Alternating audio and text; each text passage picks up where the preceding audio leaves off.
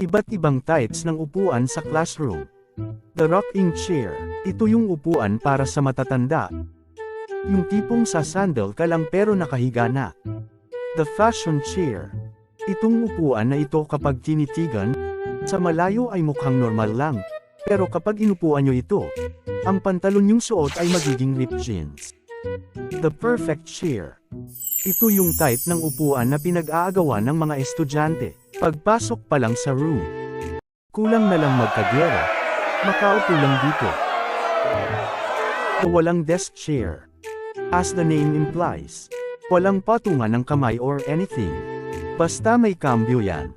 Kapag lalaki umupo, mukhang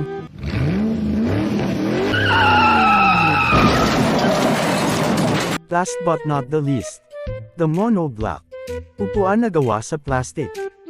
Parang kaibigan mo. Ito yung tipo ng upuan na pwede pagpatong-patungin, tapos kapag inupuan mo, para kang hari. Hari ng kabubuhan. Katalinuhan. Itong upuan ay napakatibay. Kasing tibay ng relationship ninyo.